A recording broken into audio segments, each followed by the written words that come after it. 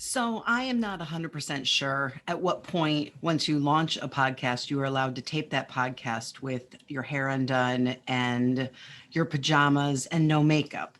But I woke up this morning and thought, today's the day for me. Yesterday, I had the opportunity to have a couple of women over at my house for a brunch. These are women from the community that I truly care about and that have come together in the past year and a half to share life, to share our ups and downs, to um, just be together in support. And I thought today I would talk about kind of finding your tribe, finding that group of girlfriends, maybe just one girlfriend, um, having someone in your life that you're not in partnership with. Jason is unbelievable. We have this incredible relationship, but the conversations I can have around a group of women is still different than the conversations that Jason and I have on a regular basis. And each have value and each are important. And I know that some women out there really struggle in finding those female friendships, friendships where they know they're in a trusted space, that they can share information without it going somewhere. And sometimes it just takes weeding through and sifting through some different people to try to find that space where you have that comfort level. When I think about my own journey of female friendships, I've had a lot of wonderful, wonderful friendships over the years. Um, and I think that it has taken me until getting into my 40s to find a group of women that I feel as if I can connect with on a certain level, where I don't feel as if we're kind of leaving and anyone's talking about anyone else, because I know that's so common in female circles, unfortunately. Hopefully it's changing. But when I was in high school, I remember having a couple of friends, but I always felt like I was the odd man out. I never really felt connected. I never really felt like I fit in. And I tried really hard. I know I've talked about that a little bit in some of the other episodes, but I tried really I tried to be kind of in that popular crowd, in that inner circle popular crowd. It was so important to me, which I know now comes from the insecurities I had and the lack of self confidence I had. I kind of felt like, hey, if this group accepted me, somehow that made me okay. That made me the person that I wanted to be, even though inside I never was. Um, when I moved away to chiropractic school, I remember finding a group of three friends, so it was four of us, pretty quickly, and it was awesome. I felt like I belonged to a group. I It was the first time that I felt like I never feared a Friday night because I didn't know where I was going to go, or I knew I was always invited. Um, to anything, and I never really felt that before. But looking back, I also know that I still was really insecure, maybe in those friendships and during that time in my life. And then I moved out to Naperville, Illinois, and started my practice. And oh my goodness, the friendships that I've found in Naperville, starting through the business community. I joined the Chamber of Commerce, and I mean, I don't have enough hands and feet to count the number of amazing women that I have been able to connect with and share with and have as mentors and as friends. And so I'm super thankful for all of those women. But as I think I've been here for 21 years now, but I think back even 10 years ago, and the insecurity I still felt within those friendships, and me trying to feel like I had to be someone I wasn't, or make sure I looked a certain way, not like in my pajamas and no bra right now. um, I still felt a lot of pressure. Again, it was all self-induced. I mean, I don't remember anyone saying you have to wear this certain clothing, or you have to dress a certain way, or you have to look a certain way. No one ever told me that. I just put that on myself for some reason. Um, as I have done more and more work on myself, I have realized that my true authentic self has come out more and more. I saw a meme the other day and it said, as you get to know me better, I swear I get weirder. And my most recent friendship that I feel like we've gotten a lot closer over the last 2 or 3 years is a woman named Patty. And she and I first connected. We were on a panel for Marketing for Moms years ago, and we kind of reconnected maybe 4 years ago. She reached out, she wanted to join the chamber, so we went to lunch and we, laughed our butts off for 2 hours, and lunch went on and on and on. And then I had her come speak to a networking group that I run for the Branch Moms community, and she was awesome. And then I asked her to be on the mom TV show that I host on NCTV 17.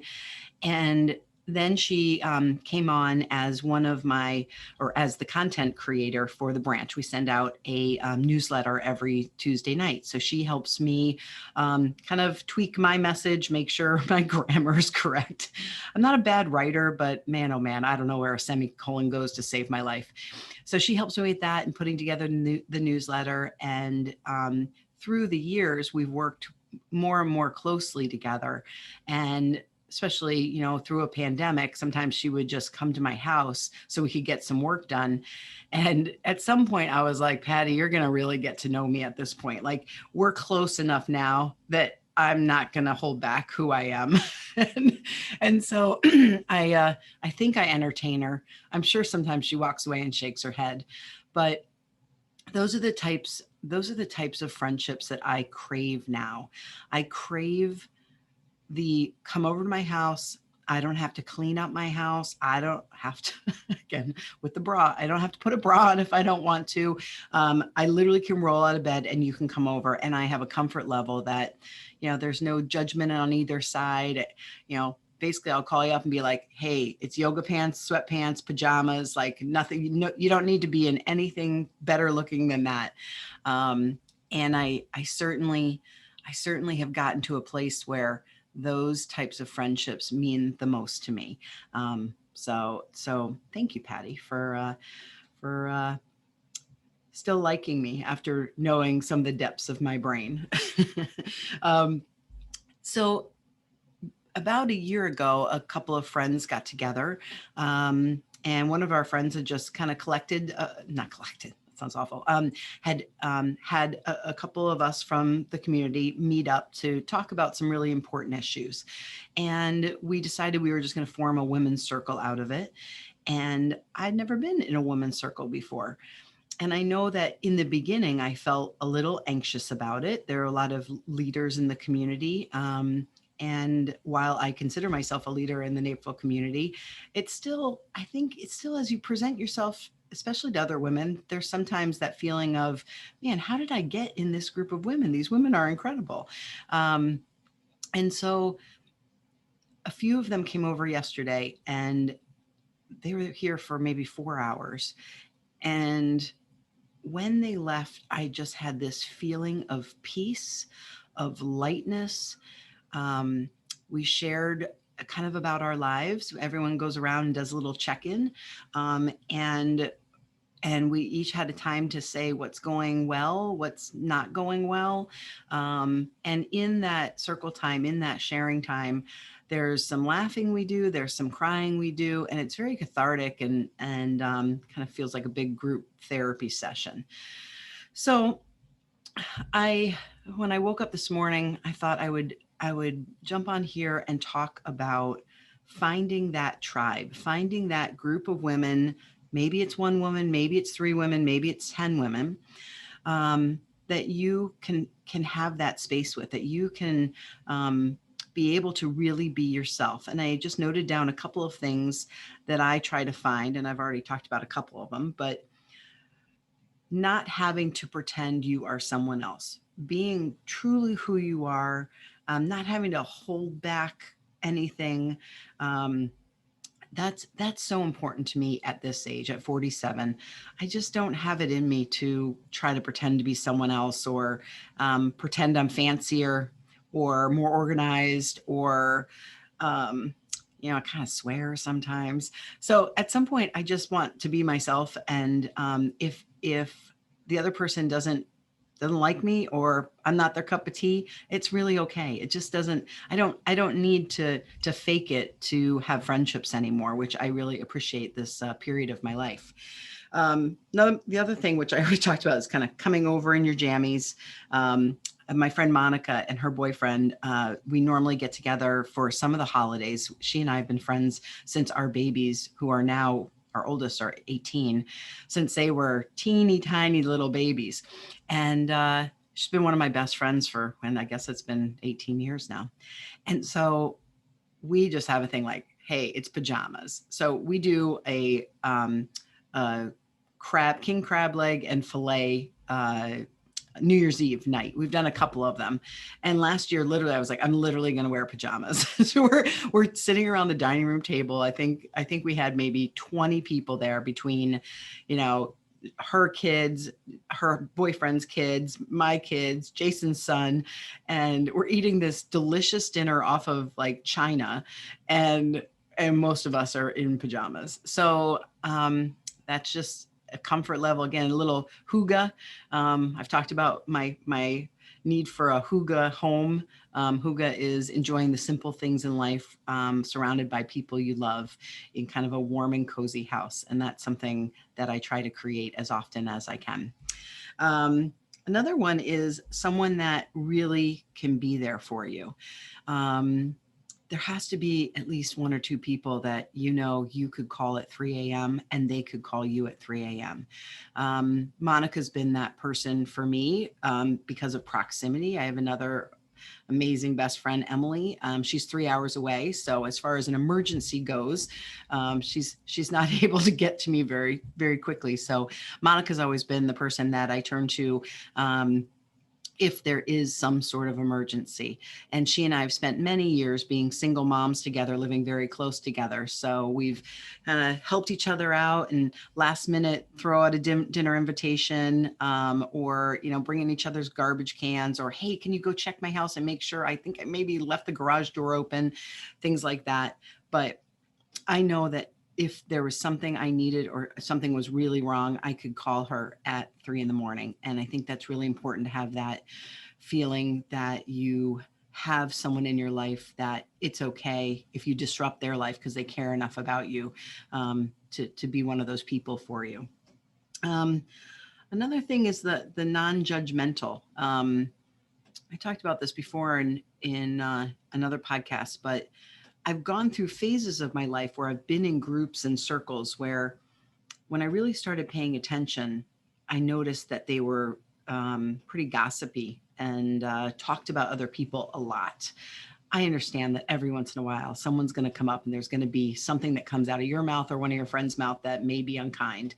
I think it might be impossible to remove that 100% from the human existence. But if 80% of the 2 hour time you're together is spent kind of dogging on someone else, I don't need to have you in my inner circle. I learned not to trust people if they're breaking trust. If they're calling someone a friend and then want to talk about how awful they are for an hour, I don't have that in me.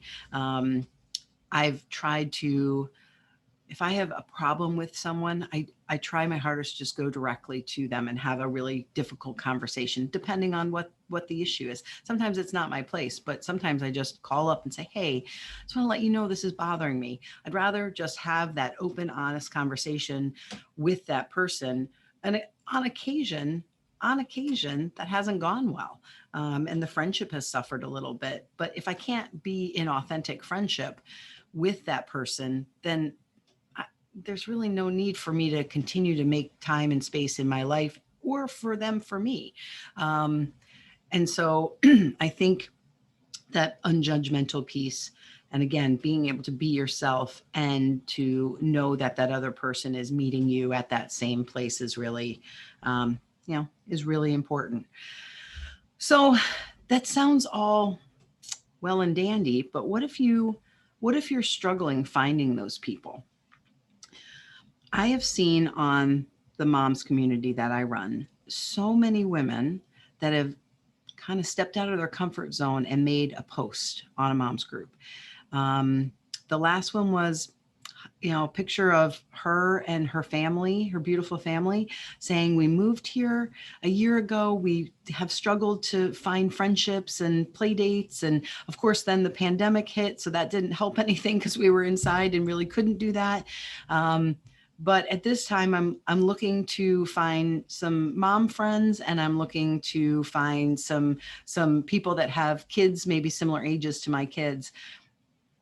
I swear, in like a half an hour, there had to have been 100 comments. Um, and this woman who I know, she reached out to me and she said, Cathy, I have like 140 messages in my inbox. I'm not really sure what to do now. And she's like, that's amazing, but I can't reach out to that many people individually. And so I just told her to go ahead and make a post underneath all of those comments. There ended up being hundreds, I think, just saying thank you so much for the support and for reaching out.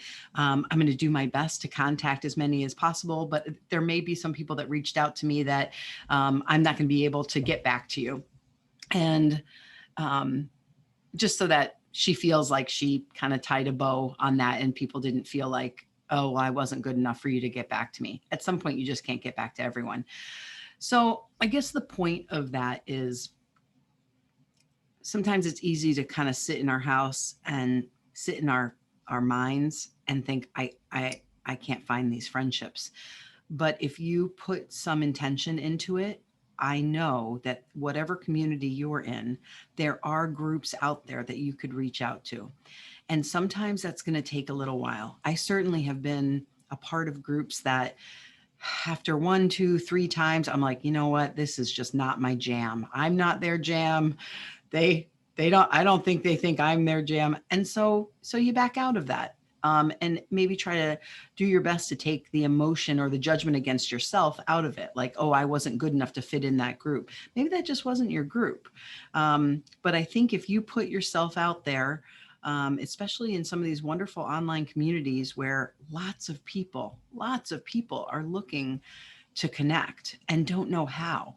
And it's been amazing to me to see the lifelong friendships that have been birthed out of, again, someone going out of their comfort zone and saying, you know what, I'm lonely. I'm feeling like I'm not connected, and I really would like to connect.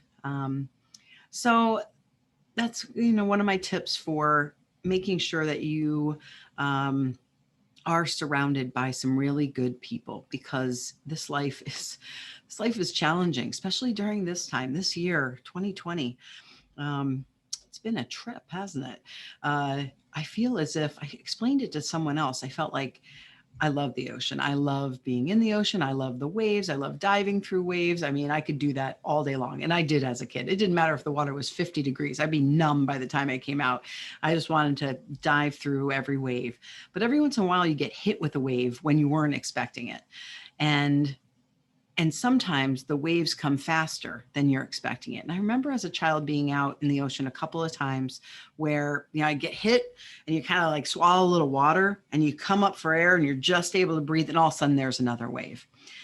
And for me and my family, and a number of friends, it has felt as if the troubles of this year have just piled on, wave after wave after wave after wave. Um, and as I mentioned, some of these women coming to my house yesterday, when they left, I felt like the sea was calmer.